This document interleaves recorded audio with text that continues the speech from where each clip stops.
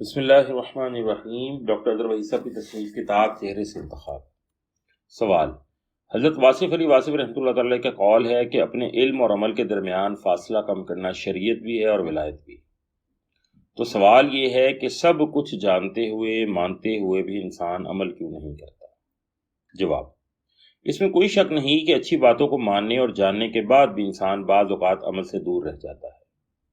دراصل اپنے علم کو عمل میں ڈھالنے کے لیے ایک عزم کی بھی ضرورت ہوتی ہے، اور یہ عزم کسی باعزم ہستی کی صحبت و سنگت سے دل میں گھر کرتا ہے۔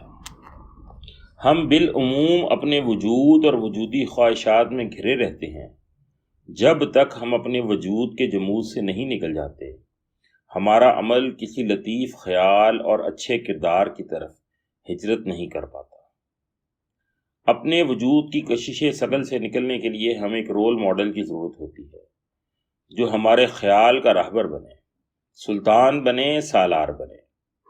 ہمارا راہبر ہمارے علم کو عمل میں ڈھالتا ہے، کبھی آنے واحد میں اور کبھی دھیرے دھیرے۔ ہادی عالم صلی اللہ علیہ وآلہ وسلم کا اسوہ ہمیں بے عملی کے کرب سے نجات دے سکتا ہے۔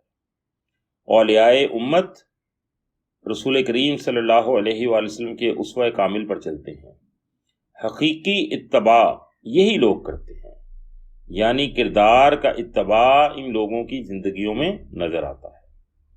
اپنے دور میں کسی ایسے بندے سے ملاقات ہو جائے تو اسے پکڑ کر یہ فارمولہ ضرور پوچھ لینا چاہیے کہ جناب آپ نے قول و فعل میں تضاد کیسے ختم کیا؟ آپ کے علم اور عمل میں ہمیں فرق نظر نہیں آتا۔ آپ کے علم اور عمل میں ہمیں فرق نظر نہیں آتا، کچھ نظر ادھر بھی کیجیے۔ اسی لیے حضرت مرشدی حضرت واصف علی واصف رحمۃ اللہ علیہ فرمایا کرتے کہ اگر کسی کے بارے میں شک بھی پیدا ہو جائے کہ وہ اللہ کے قریب ہے تو فوراً اس کے قریب ہو جاؤ۔ السلام۔